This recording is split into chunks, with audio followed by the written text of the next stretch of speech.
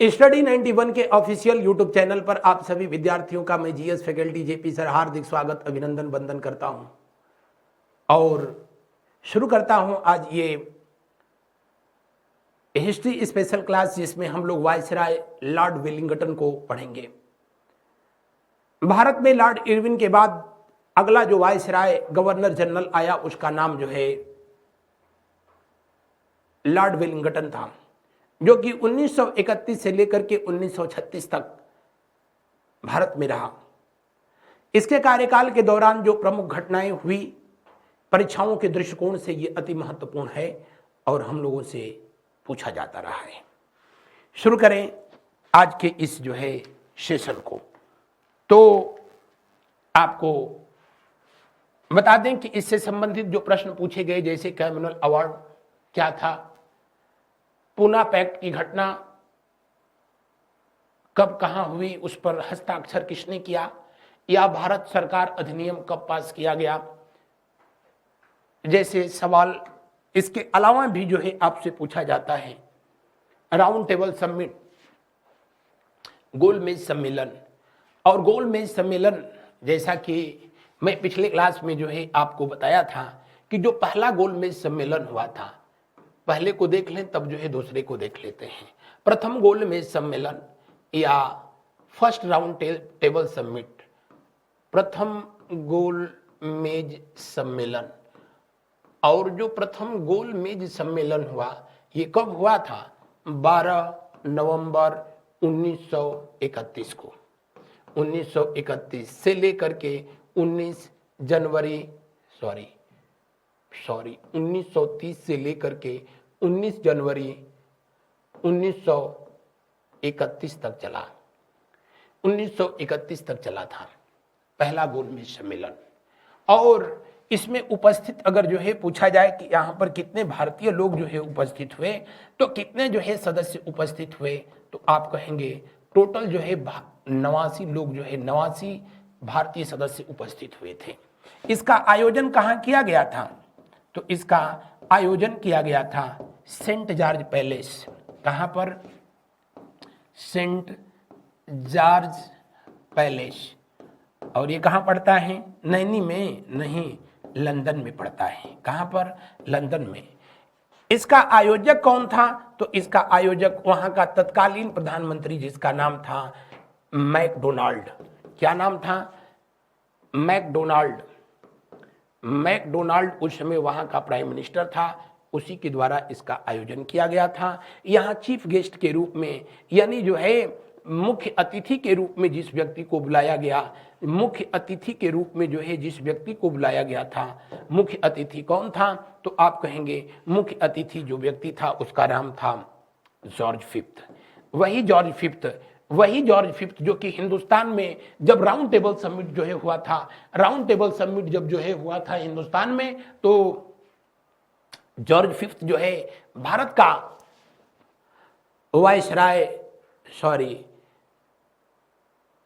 जब दिल्ली दरबार का आयोजन हुआ था, तीसरा दिल्ली दरबार का आयोजन हुआ था भारत में, तो जॉर्ज फिफ्थ अपनी पत्नी के साथ मुख्य अतिथि के रूप में आया।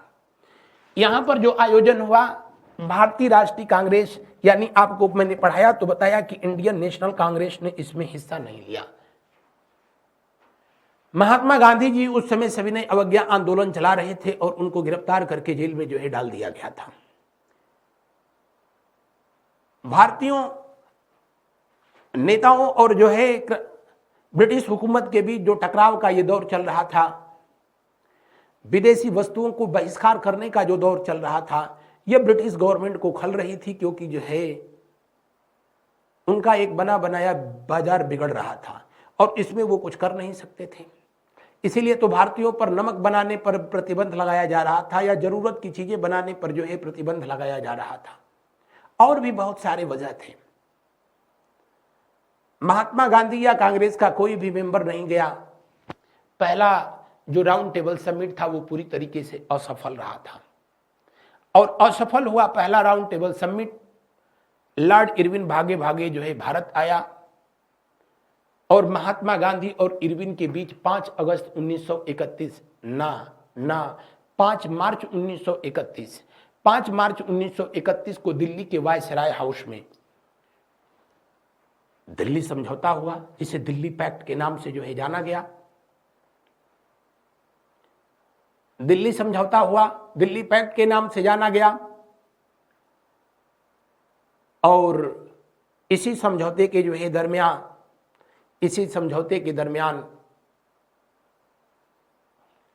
महात्मा गांधी ने सेकेंड राउंड टेबल समिट में जाना स्वीकार कर लिया। Mahatma Gandhi second round table summit में हिस्सा लेने के लिए जो है तैयार हो गए हैं। और इसलिए अब जब सेकेंड राउंड टेबल समिट में पहुंचते हैं, सेकेंड राउंड टेबल समिट का आयोजन जो है कब से कब तक होता है, तो आप कहेंगे इसका आयोजन किया गया कब से कब तक। जी हाँ, इसका आयोजन किया गया 7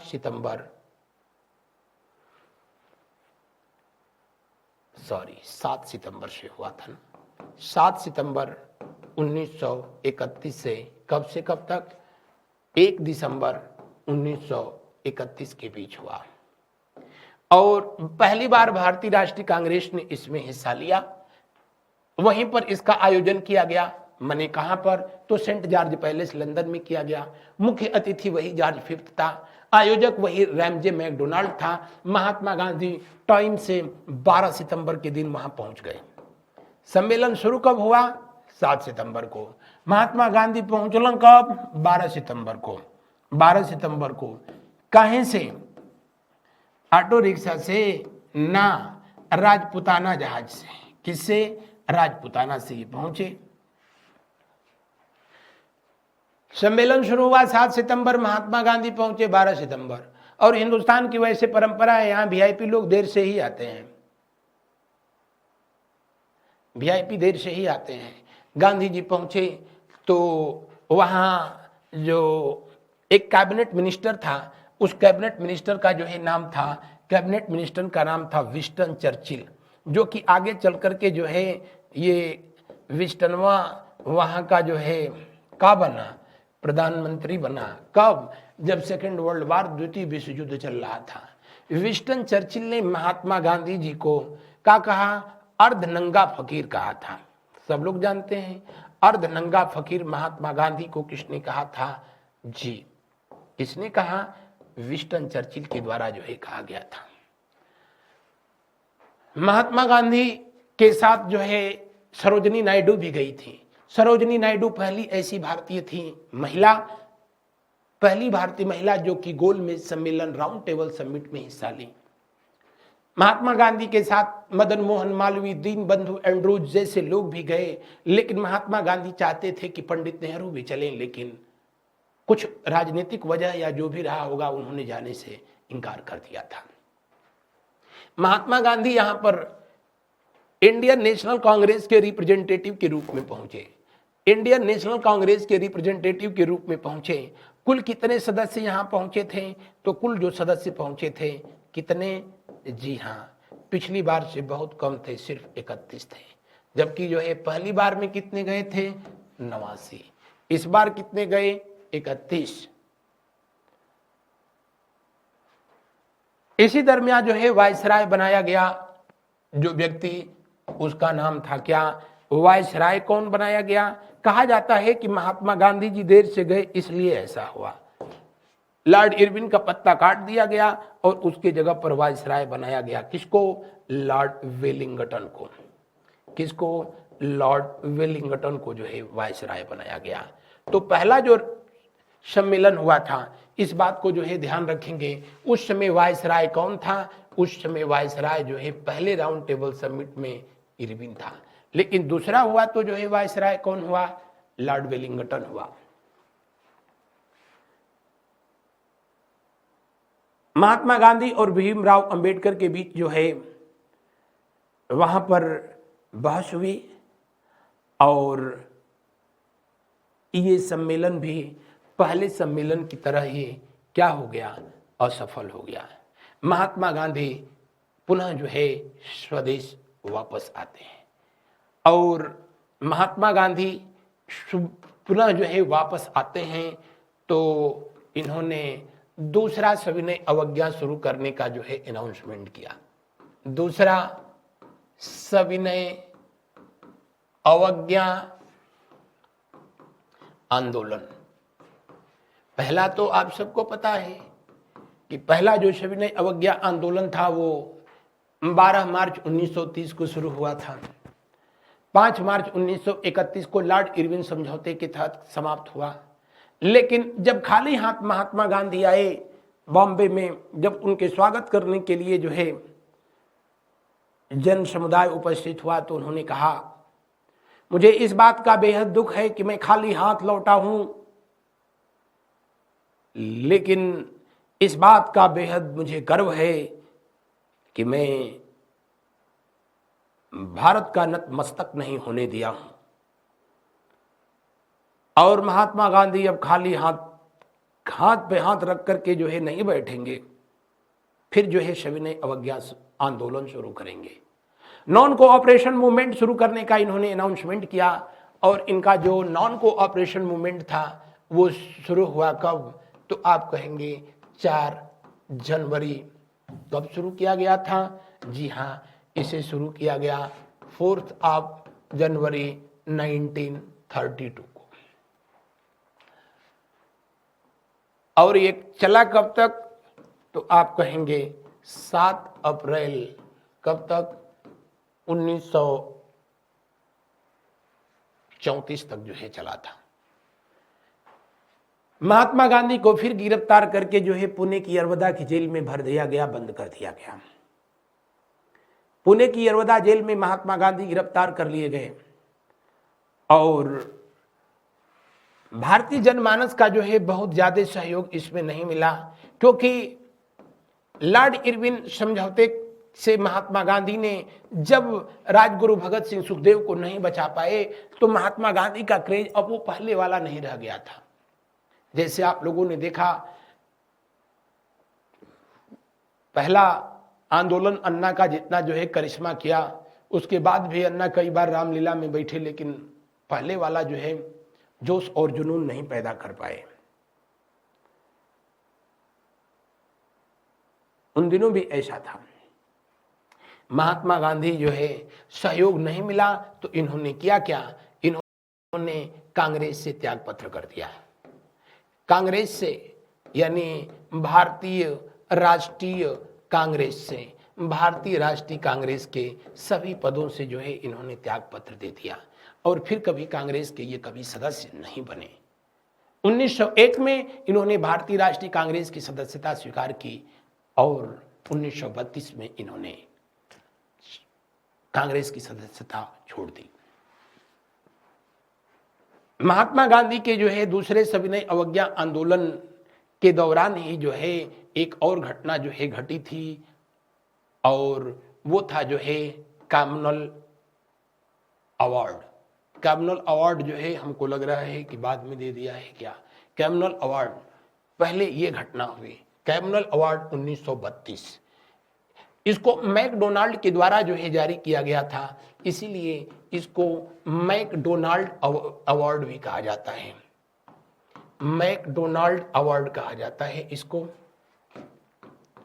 या मैकडोनाल्ड वहां ब्रिटेन का प्राइम मिनिस्टर था।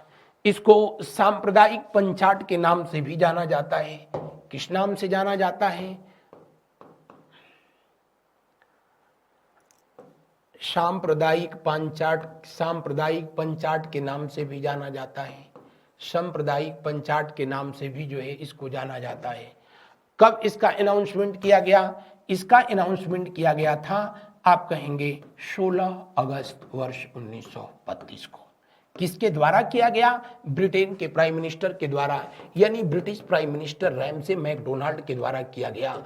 इसीलिए इसको मैकडोनाल्ड अवार्ड भी कहा जाता है।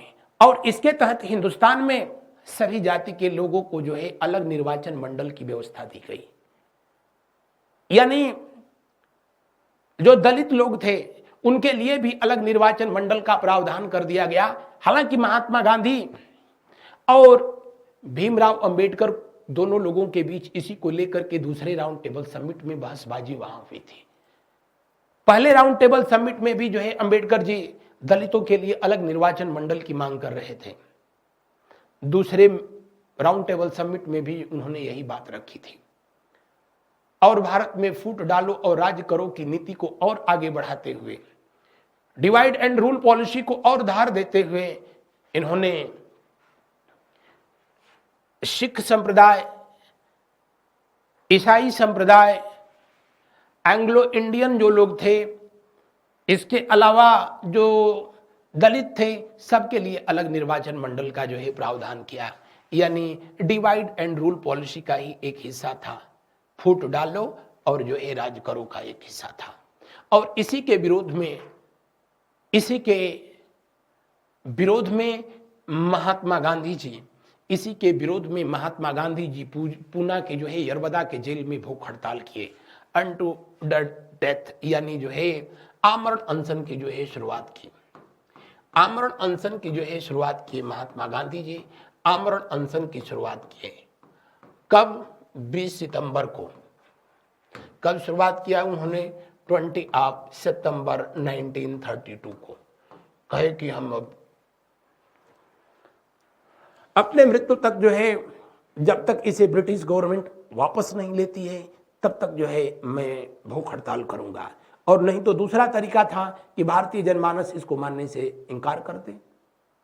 और इसी को लेकर के जो है भीमराव अंबेडकर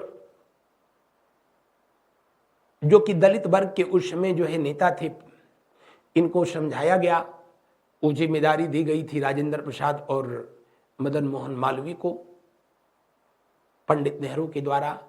और अंततोगत्वा इन दोनों लोगों के बीच जो है समझौता हुआ।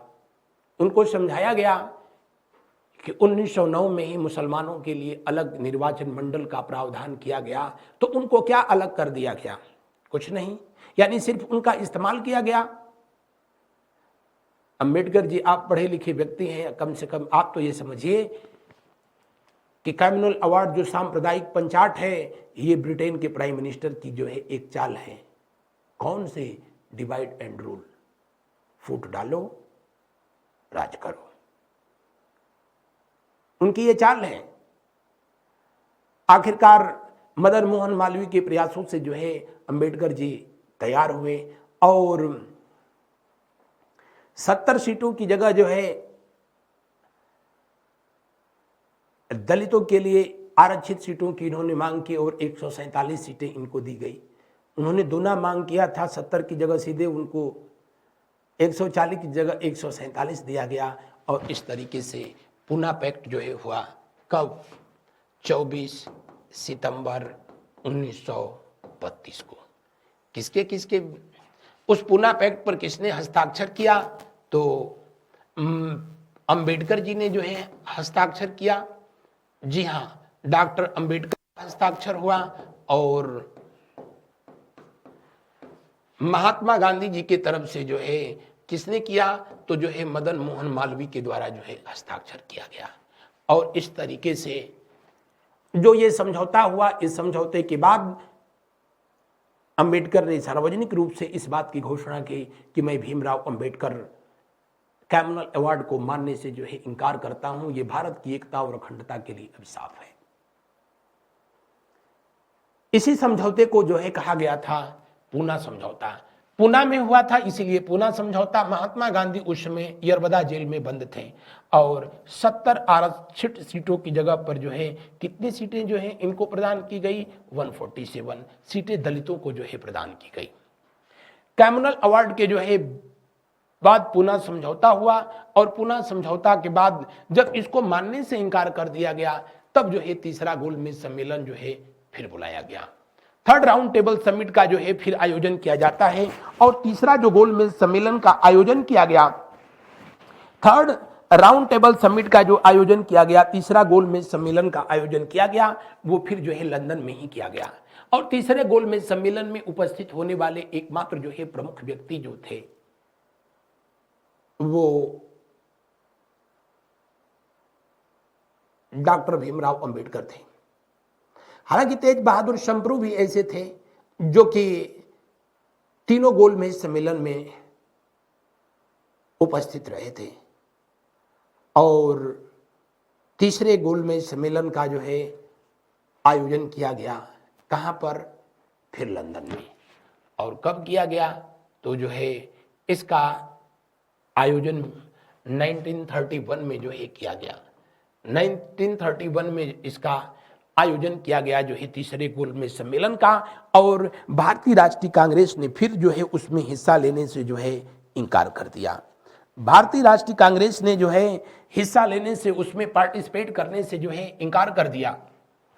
अगर जो है आपसे पूछा जाए कि ये सम्मेलन कब हुआ था अगर डेट, तो 17 नवंबर 1931 से कब तक हुआ था? तो ये 24 दिसंबर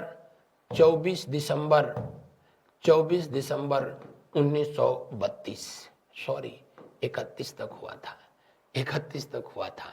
और यहाँ पर कितने जो है भारतीय कितने उपस्थित थे? तो आप कहेंगे 46 जो है उपस्थित हुए। कितने? 46 उपस्थित हुए। इंडियन नेशनल कांग्रेस यानी भारतीय राष्ट्रीय कांग्रेस ने फिर जाने से इनकार कर दिया। तीसरा गोलमेज सम्मेलन हुआ। तीसरे गोलमेज सम्मेलन की सबसे बड़ी उपलब्धि जो थी वो भारत शासन अधिनियम जो है रहा था। भारत शासन अधिनियम रहा था लेकिन उसे बहुत बाद में 1935 में जो है पास किया गया। उससे पहले ही कैम्ब्रिज यूनिवर्सिटी में पढ़ने वाला जो है एक व्यक्ति जिसका नाम था रहमत अली चौधरी, रहमत अली चौधरी के द्वारा जो है एक लेख जो है लिखा जाता है, एक ऐसे जो है एक जो है न्यूज़पेपर में आर्टिकल लिखा जाता है और उस आर्टिकल का जो है नाम था now and never. Now and never के जो है नाम से एक आर्टिकल जो है छपता है कैम्ब्रिज यूनिवर्सिटी के छात्र रहमत अली चौधरी के द्वारा। और उसमें इन्होंने अलग पाकिस्तान देश की जो है मांग नहीं की थी।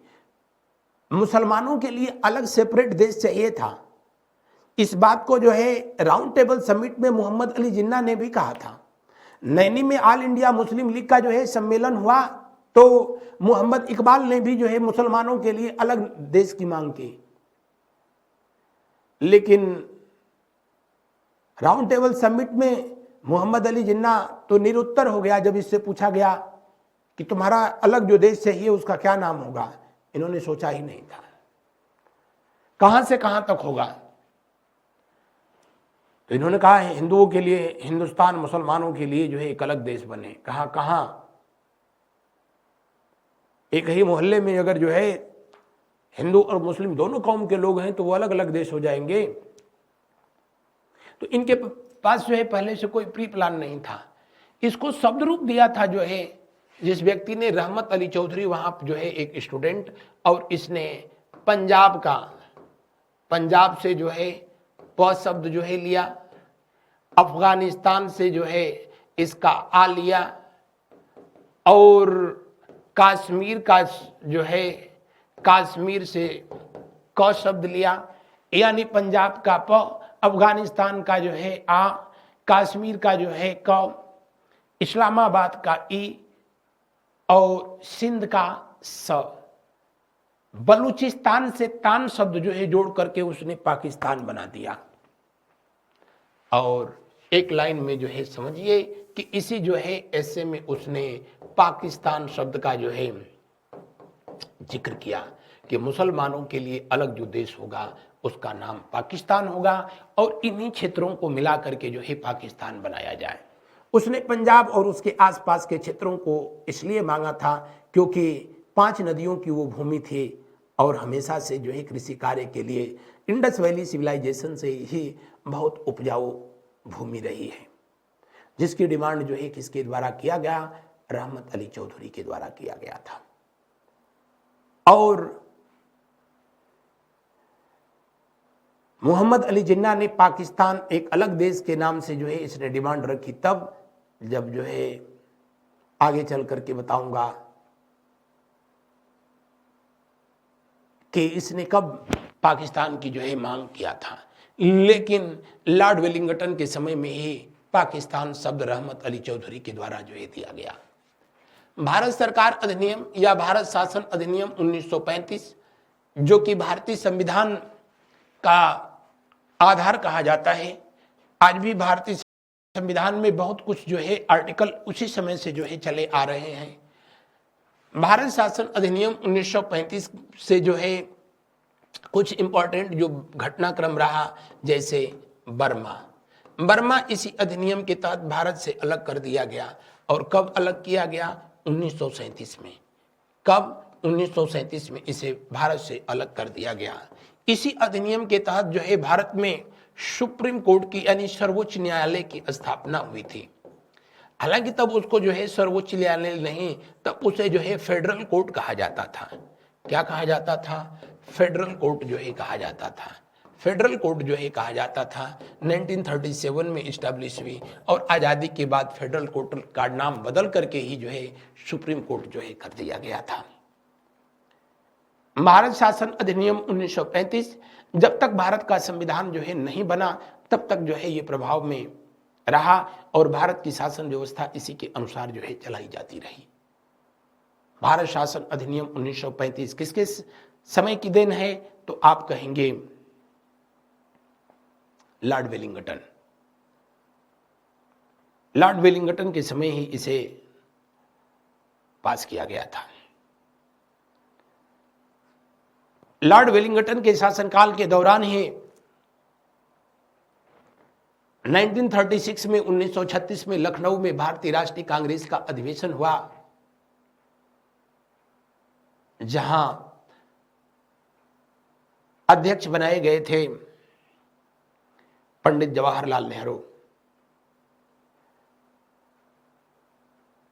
लॉर्ड वेलिंगटन के शासनकाल में ही जो है ऐसी कुछ जो है घटनाएं हुई जो कि अमूमन जो है आप लोगों से पूछी जाती रही है। आज की क्लास में बस इतना ही। मिलते हैं हम लोग अगले क्लास में अगले वायसराय लॉर्ड इरविन के साथ, लॉर्ड लिनलिथगो के साथ। मेरे साथ बने रहने के लिए आप सबका बहुत बहुत धन्यवाद। Thank you so much.